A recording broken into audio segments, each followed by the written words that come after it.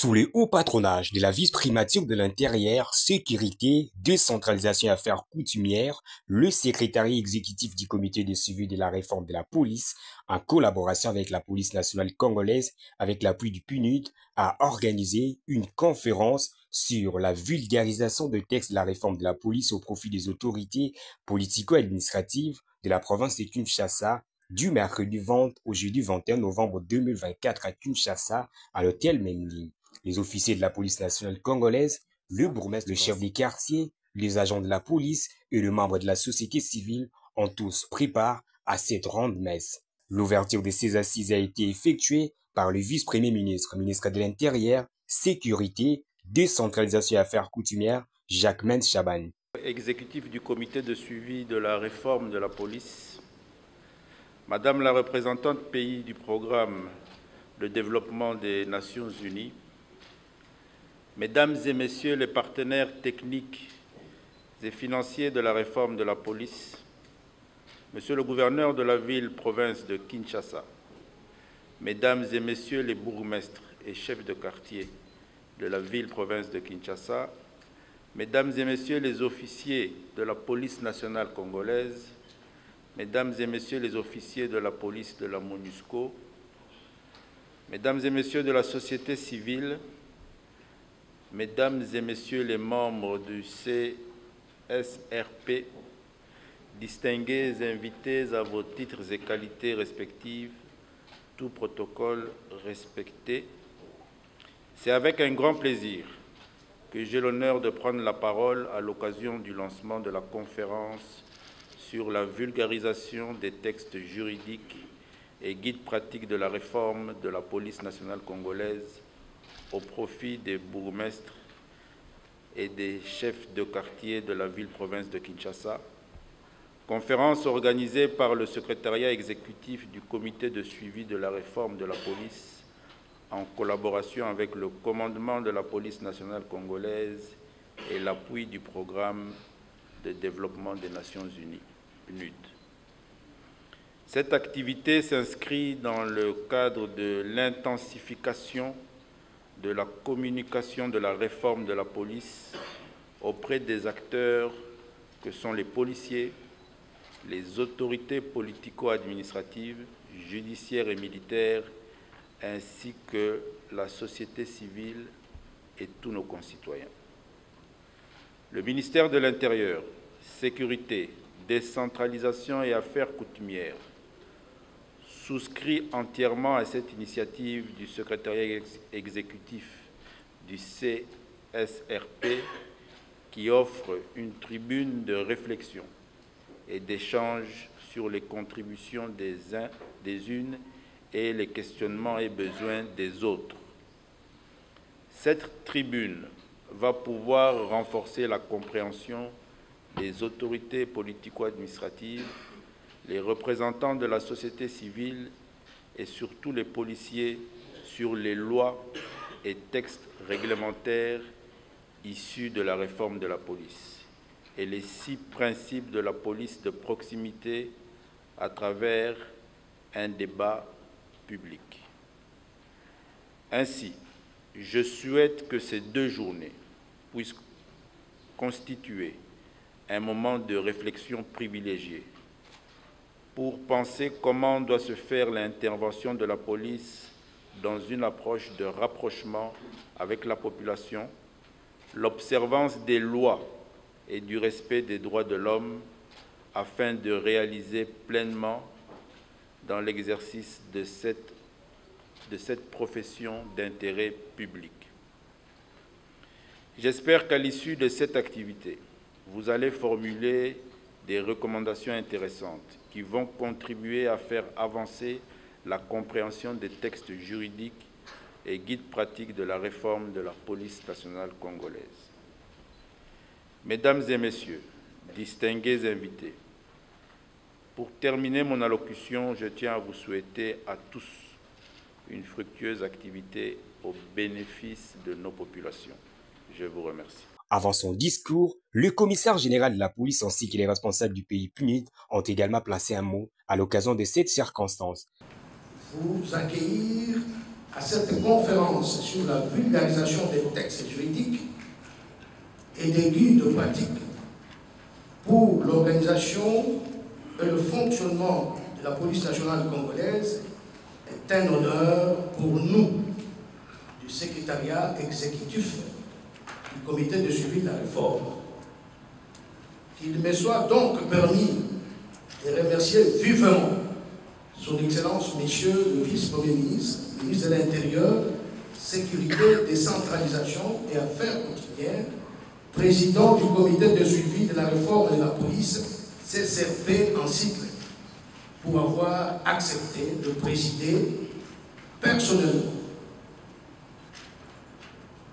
cette cérémonie organisée par le secrétariat exécutif du CCRP en collaboration avec la police nationale congolaise, bénéficiant de l'appui du programme des Nations Unies pour le développement de cette conférence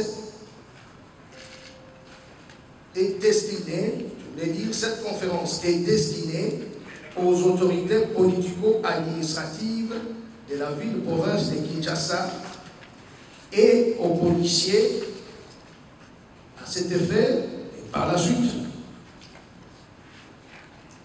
Je remercie le gouverneur de la ville-province de Kinshasa pour la mobilisation conséquente des cadres politico-administratifs à cette conférence, ainsi que le commissaire général et l'inspecteur général de la police nationale congolaise pour la participation des cadres et agents de la police nationale congolaise.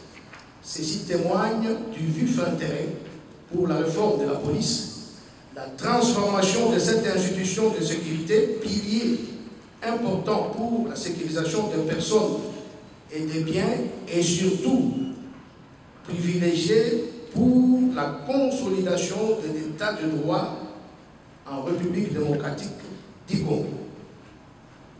Pour rappel, le gouvernement de la République s'est engagé depuis 2007 à réformer sa police, dès lors devenue police nationale congolaise, ci-après police nationale, service public civil, accessible à l'écoute de la population et chargé de la sécurité et de la tranquillité publique, de la sécurité des personnes et de leurs biens, du maintien et du rétablissement de l'ordre public, ainsi que de la protection rapprochée des hautes autorités. L'activité de ces jours va donc contribuer à l'appropriation de la réforme par ces acteurs clés qui vont élargir cette appropriation dans toute la société. C'est pourquoi je salue l'appui de cette conférence par le programme des Nations Unies pour le développement, que j'encourage à poursuivre son accompagnement. C'est avec un immense honneur et une profonde satisfaction que le programme des Nations Unies pour le développement prend part à cette cérémonie marquant le lancement des sessions de vulgarisation des textes juridiques et guides pratiques de la réforme de la police nationale congolaise dans la ville-province de Kinshasa.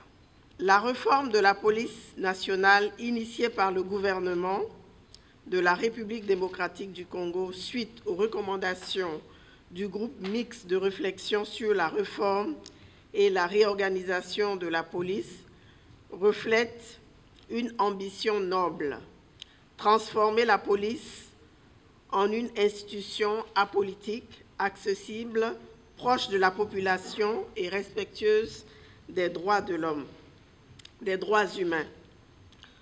Ce processus, qui s'est articulé à travers des plans d'action successifs, témoigne de la volonté collective de construire une police moderne et professionnelle à même de répondre efficacement aux défis sécuritaires du pays. Le système des Nations Unies, à travers le PNUD en tant que partenaire de longue date, est fier d'apporter son appui à cette initiative stratégique qui s'inscrit pleinement dans le programme conjoint des Nations Unies d'appui à la réforme de la police dont le PNUD assure la coordination.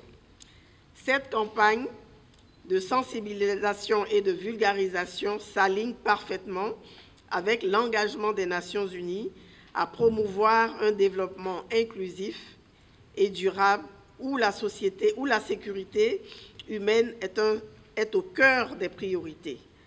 Notre soutien ne se limite pas à des interventions ponctuelles. Il s'inscrit dans une vision plus large, visant à intégrer la sécurité dans toutes les dimensions du développement, en mettant à disposition des outils juridiques et pédagogiques, en mobilisant des équipes mixtes juridiques, des équipes mixtes composées d'acteurs institutionnels et de la société civile et en facilitant les débats publics. Nous contribuons à renforcer la confiance entre la police et la population. Après cette étape du discours, les participants ont pris part à plusieurs ateliers pour être outillés de réformes liées au texte de la police nationale congolaise. Ou en interne, qui sont de l'interne, ce sont des policiers en fonction. Je travaille dans telle unité, j'ai quand même mon diplôme, mon baccalauréat, je dois faire le concours de commissaire, de sous-commissaire. Je fais ça, si je réussis, je pars en formation. Si je ne réussis pas, bon, je continue à rester chez moi. L'avantage d'une formation de longue durée, c'est bien sûr la qualité de formation, mais également ils nourrissent l'esprit de l'équipe et pour ne pas casser cet esprit d'équipe après la formation. Ils sont affectés au commissariat dans des unités compactes, dans des unités ensemble. Donc après l'affectation, après la formation, l'affectation, voilà, ils sont tous ensemble pour mettre en ordre tout ce qu'ils ont appris en tant que policier professionnel. Je lui dis que la police hier était dans les possibilités de rendre des services de qualité. Mais avec le nouveau monde, avec le monde d'action, le monde de travail renouvelé, la police arrive à rendre un travail de qualité. Peut-être à tort ou à raison, on critique l'action du policier. Mais l'objectif de ce nouveau mode de fonctionnement est de fournir un travail de qualité, de renouveler la confiance quasi inexistante entre police et population.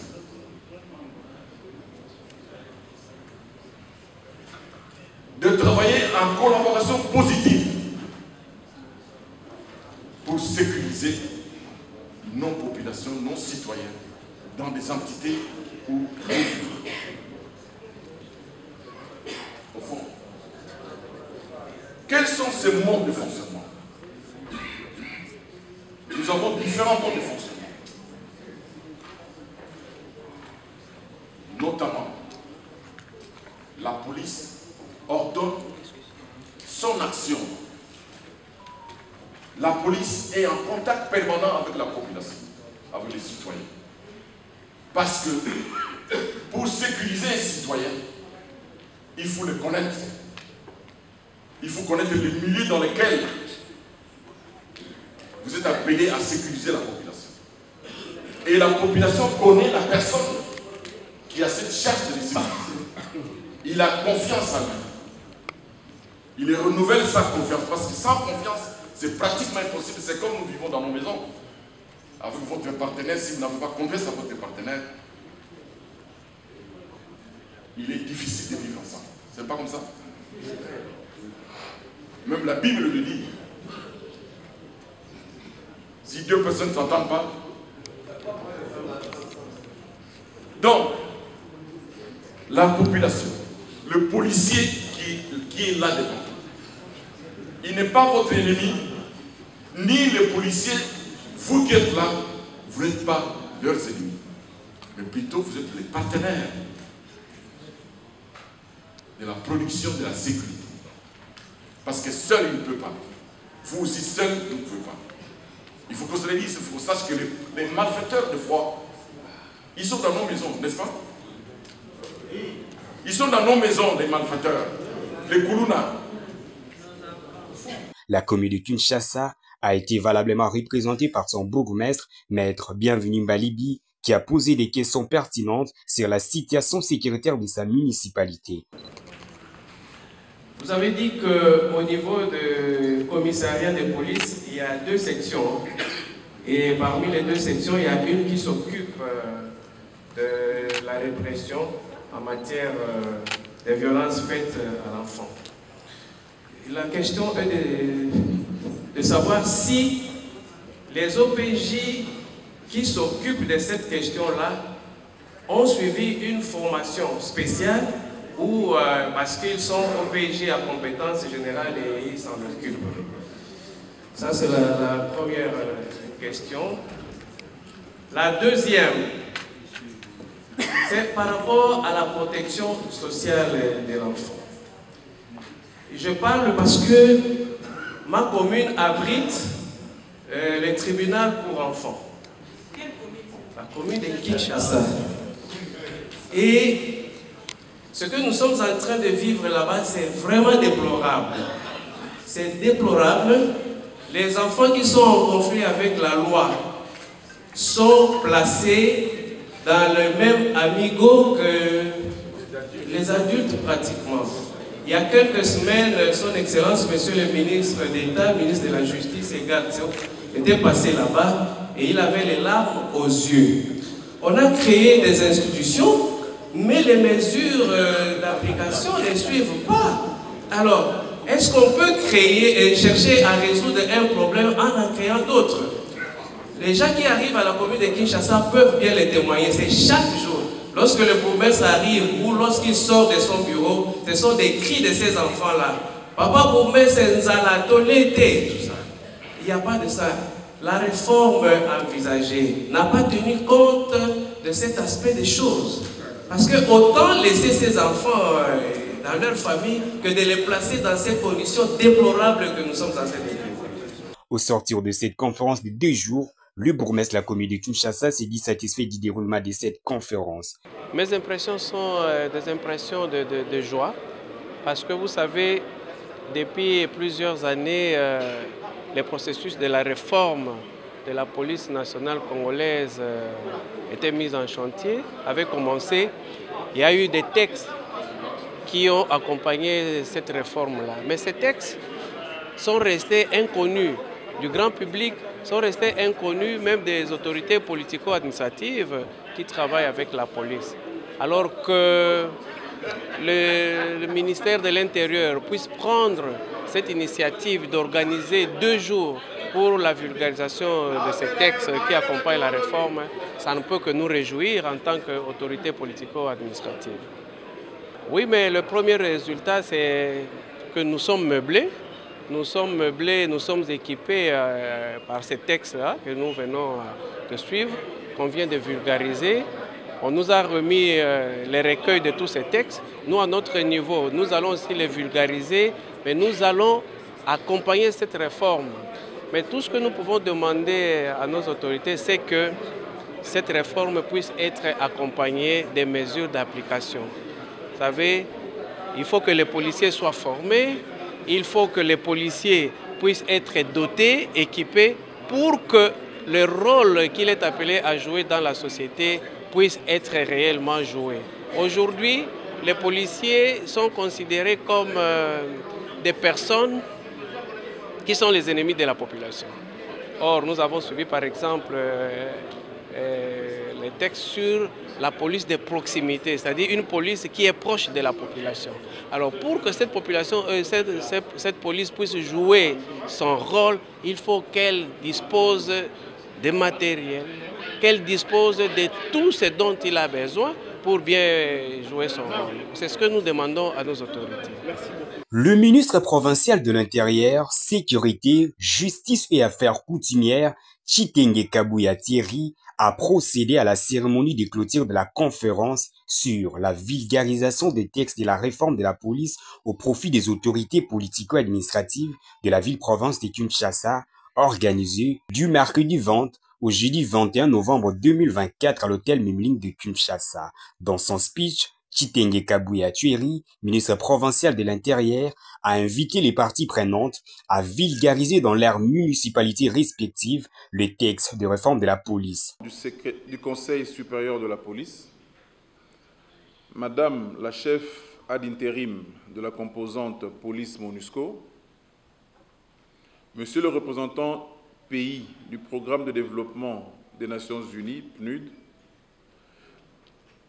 Mesdames et Messieurs les officiers de la police nationale congolaise, Mesdames et Messieurs les officiers de la police MONUSCO, Mesdames et Messieurs les bourgmestres et chefs des quartiers, Mesdames et Messieurs de la société civile, Mesdames et Messieurs membres du secrétariat du comité de suivi de la réforme de la police, distingués invités en vos titres et qualités respectifs. Nous voici ensemble, après 2 jours de notre conférence de vulgarisation des textes sur la réforme de la police organisée dans le cadre de l'appropriation de la réforme par les acteurs clés que sont les policiers, les autorités politico-administratives et la société civile. Mon ministère avait souscrit entièrement à cette initiative du secrétariat exécutif du comité de suivi de la réforme de la police d'offrir une tribune de réflexion et d'échange afin de trouver des réponses aux multiples questionnements sur l'organisation et le fonctionnement de la police nationale congolaise. Je tiens à exprimer à vous tous mes sincères remerciements pour votre présence et votre participation active à cette conférence. Vous avez passé ensemble 2 journées enrichissantes au cours desquelles vous avez pu aborder en profondeur les enjeux liés à la réforme de notre police. Ce fut un moment important de partage et de réflexion et je suis convaincu que les discussions d'aujourd'hui vont contribuer de manière significative à la transformation de notre système de sécurité publique en ce qui concerne la police nationale congolaise. Je vous encourage donc à continuer à réfléchir de quelle manière vous, en tant qu'autorité politico-administrative, pouvez être des ambassadeurs et des moteurs de cette réforme au sein de vos entités territoriales respectives. Votre rôle est crucial dans la mise en œuvre et l'accompagnement de ce projet ambitieux. Il en va de la sécurité, mais aussi de la justice et de la cohésion sociale de notre pays. Ainsi, avant de conclure, je tiens à remercier tous ceux et celles qui ont contribué à la préparation et au bon déroulement de cette conférence. Vos efforts ont permis que nous puissions aborder ces sujets de manière sereine et productive. Je vous invite à poursuivre cette dynamique de collaboration. Le succès de cette réforme dépend de notre capacité à travailler ensemble, à surmonter les défis et à faire en sorte que notre police devienne un véritable gage de sécurité, de proximité et de respect des droits de l'homme. De leur côté, les participants à ces assises ont remercié les organisateurs par le biais du bourgmestre de la commune de Gombe, Léon-Paul Manzambi. Au terme de ces 2 jours de conférence sur la vulgarisation des textes de la réforme de la police, les participants à cette conférence réitèrent leurs remerciements respectivement au vice-premier ministre, ministre de l'Intérieur, Sécurité, Décentralisation et Affaires coutumières, au gouverneur de la ville-province de Kinshasa, au commissaire général et inspecteur général de la police qui ont accepté d'accompagner cette grande activité, aux représentants pays du Programme des Nations Unies pour le développement, PNUD, qui a contribué à la matérialisation de cette activité. Et enfin, aux experts du secrétariat exécutif du CSRP et de la police nationale qui ont bien voulu partager leurs expériences et expertises avec nous, les participants. Mesdames et messieurs, chers participants, nous sommes désormais informés sur la vision, les axes et les enjeux ainsi que les textes sur la réforme de la police. Exhortons-nous vivement à nous approprier les connaissances acquises et à les mettre chacun en ce qui les concerne, à cultiver l'esprit de respect des textes afin d'atteindre notre objectif commun qui est de faire de la police, à travers sa réforme, un service apolitique, accessible, à l'écoute de la population et respectueuse des droits humains. Avec nous, les autorités politico-administratives et la société civile, à vos côtés, nous avons toutes les raisons de croire en l'aboutissement de notre objectif. Je terminerai mon allocution en réitérant à tous, au nom de tous les participants, nos sincères remerciements pour l'organisation de cette conférence de vulgarisation des textes de la réforme de la police nationale congolaise. Il est à noter que c'est sous les hauts patronages de la vice-primature de l'Intérieur, Sécurité, Décentralisation et Affaires coutumières, le secrétariat exécutif du comité de suivi des réformes de la police, en collaboration avec la police nationale congolaise et l'appui du PNUD, que ces assises se sont organisées du 20 au 21 novembre 2024 à Kinshasa.